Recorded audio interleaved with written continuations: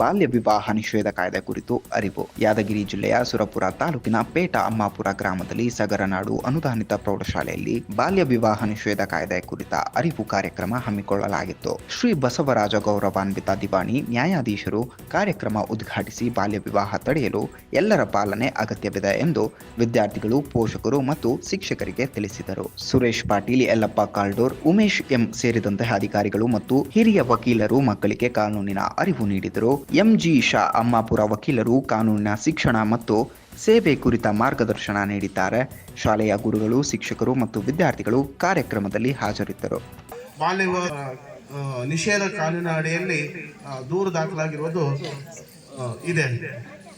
ಅದಕ್ಕೋಸ್ಕರ ಬಾಲ್ಯ ವಿವಾಹವನ್ನು ಯಾಕೆ ನಿಷೇಧ ಮಾಡಬೇಕು ಅನ್ನುವಂಥ ಒಂದು ಪ್ರಶ್ನೆ ನಿಮ್ಗಳ ತೆರೆಯಲ್ಲಿ ಬರ್ತಾ ಇರ್ಬೋದು ಅಂತ ನಾನು ಅನ್ಕೋತಿದ್ದೀನಿ. ಯಾಕ್ರಿ ಸರ್, ನಾವು ಮನಸ್ಸು ಬಂದಾಗ ಮದುವೆ ಮಾಡ್ಕೋಬೇಕಾ, ಯಾಕೆ ಬೇಡ ಅಂತೀರಿ ಅನ್ನುವಂಥ ಒಂದು ಪ್ರಶ್ನೆ ನಿಮ್ಮ ಮನಸ್ಸಿನಲ್ಲಿ ಬರ್ಬೋದು ಅಂತ ಅಂದ್ಕೊಂಡಿದ್ದೀನಿ. ಈಗ ಯಾಕಂದ್ರೆ ಈ ಮದುವೆ ಆಗಬೇಕಾದ್ರೆ ನಮ್ಮ ದೇಶದಲ್ಲಿ ಸಾಕಷ್ಟು ಕಾನೂನುಗಳನ್ನು ಜಾರಿಗೆ ತಂದಿದೆ. ಸಂವಿಧಾನದ ಅಡಿಯಲ್ಲಿ ನಂಬರ್ ಆಫ್ ಕಾನೂನ್ಸ್ ಎನ್ಫೋರ್ಸೇಬಲ್. ಫಸ್ಟ್ ಬೈ ಬರ್ತ್, ಮನುಷ್ಯ ಜನನ ಹೊಂದಿದ ತಕ್ಷಣವೇ ಅವನ ಜೀವನ ಅಂದ್ರೆ ಅಂಟಿಲ್ ದ ಬ್ರೀತ್, ಅವನ ಉಸಿರ ಮುಗಿಯುವವರೆಗೂ ನಂಬರ್ ಆಫ್ ಕಾನೂನುಗಳ ಅಡಿಯಲ್ಲಿಯೇ ಜೀವಿಸ್ತಾ ಇದ್ದೀರಿ. ಇವು ಯಾವ ರೀತಿ ಮುಂದಿನ ಸತ್ಪ್ರಜೆಗಳಾಗಬೇಕು ಅನ್ನೋದ್ರ ಬಗ್ಗೆ ನಾನು ಸ್ವಲ್ಪ ನಿಮ್ಗೆ ತಿಳಿಯಪಡಿಸ್ತೇನೆ. ಮೊಟ್ಟ ಮೊದಲನೆಯದಾಗಿ ನೀವು ಶಾಲಿ ಕಲಿಯೋತ್ನಾಗ ಏನೋ ಮಾಡಬಹುದು. ಅಂದ್ರೆ ಶಾಲಿ ಕಲಿಯೋತ್ನಾಗ ಅಷ್ಟು ಶಾಲಿ ಕಲಿಬೇಕು. ಇದು ದುಡಿಯೋದಾಗ್ಲಿ, ದುಡೀರಿ ಬೇಡ ಅನ್ನಂಗಲ್ಲ. ಮುಂದೇನೈತಿಲ್ಲ ಮನೆ ಕೆಲಸ ಏನ್ ಮಾಡ್ತಾರಲ್ಲ, ನಿಮ್ ತಂದೆ ತಾಯಿಗೆ ಹೆಲ್ಪ್ ಮಾಡೋದೈತಲ್ಲ ಅದನ್ನ ಮಾಡಿ. ಆದ್ರೆ ಶಾಲಿಯನ್ನ ಬಿಟ್ಟು ನೀವು ನಾನು ಹತ್ತಿ ಬಿಡ್ಸಕ್ ಹೋಗ್ತೀನಿ, ಶೇಂಗಾ ಕಿತ್ತಾಕ್ ಹೋಗ್ತೀನಿ ಅದನ್ನ ಮಾಡಬೇಕು. ಈಗ ಎಷ್ಟು ಮಂದಿ ಹತ್ತಿ ಬಿಡ್ಸಕ್ ಹೋಗಿದ್ರಾಗ ಹೋಗಿರ್ತೀರಿ? ಒಂದು 20 to 40% ಸೀಸನ್ ಬಂದ್ರಂದ್ರೆ ಟಮ್ಟಮ್ನಾಗ ಎಲ್ಲಾರು ಏರ್ಕೊಂಡ್ ಕುತ್ಕೊಂಡ್ಬಿಡ್ತೀರಿ. ಹೋಗ್ರಿ ಬೇಡ ಅನ್ನಂಗಿಲ್ಲ. ನಿಮ್ಮ ಹೊಲಕ್ ಹೋಗ್ರಿ, ಮಂದಿ ಹೊಲಕ್ ಬಿಡ್ಯಾಕ ಹೋಗ್ಬೇಡಿ. ಅದು ನಿಮ್ಮ ಹೊಲಕ್ ಯಾವಾಗ ಹೋಗ್ಬೇಕು? ಸಂಡೇ ಇದ್ದಾಗ. ಅದು ಹೋಮ್ವರ್ಕ್ ಇದ್ರೆ ಹೋಗುವಂಗಿಲ್ಲ. ಬಾಲ್ಯ ವಿವಾಹ ಅಂತಕ್ಕಂಥದ್ದು ಒಂದು ಅಪರಾಧ, ಅದೊಂದು ದೊಡ್ಡ ಅಪರಾಧ. ಇಷ್ಟೊತ್ತ ತನಕ ಹೇಳಿದ್ರು ಹೆಣ್ಣಿಗೆ 21 ವರ್ಷ ಇರಬೇಕು, ಹೆಣ್ಣಿಗೆ 18 ವರ್ಷ ಇರಬೇಕು ಅಂತ.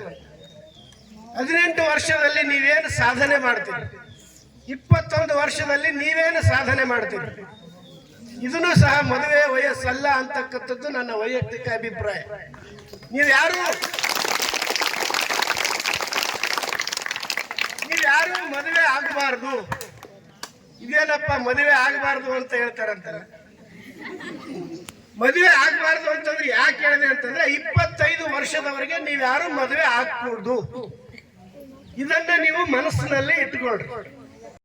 ಬರೇ ನಾವು ಕಾನೂನು ರೂಪಿಸಿದ ಆಯ್ತು, ಜಾರಿಗೆ ಬರ್ಲಿಲ್ಲ ಅಂದ್ರೆ ಅದ್ ತಗೊಂಡು ಏನ್ ಮಾಡೋದಿದೆ? ಅದಕ್ಕೆ ಕ್ರಿಶ್ಚಿಯನ್ ಇಲ್ಲ ಅಂತಂದ್ರೆ ಏನ್ ಮಾಡೋದಿದೆ? ಅದಕ್ಕೆ ಪಾಲನೆ ಮಾಡೋದು ಯಾರು? ಎಲ್ಲ ನಾವೆಲ್ಲ ಮಾಡ್ಬೇಕು, ಇನ್ಕ್ಲೂಡಿಂಗ್ ನಾನು ಕೂಡ ಸೇರಿ ಅದರಲ್ಲಿ. ಜಸ್ಟ್ ನಾವೇನ್ ಮಾಡ್ತೀವಿ, ಸಂವಿಧಾನದ ಅಡಿಯಲ್ಲಿ ಬರ್ತಕ್ಕಂಥ ಪ್ರತಿಯೊಂದು ಕಾಯ್ದೆ ಕಾನೂನುಗಳನ್ನ ಈಗೇನು ಒಂದು ಶಾಸನ ರೂಪದಲ್ಲಿ ತಗೊಂಡ್ಬರ್ತಾರೋ ಅದನ್ನ ನಾವು ಏನ್ ಮಾಡ್ತೀವಿ, ಅದನ್ನ ಒಂದು ಏನೋ ಉಲ್ಲಂಘನೆ ಆಗಿದೆ ಅಂದ್ರೆ ಅದಕ್ಕೆ ಶಿಕ್ಷೆ ಕೊಡ್ತಕ್ಕಂಥ ಜವಾಬ್ದಾರಿ ನಮ್ಮ ಮೇಲೆ ಇದೆ.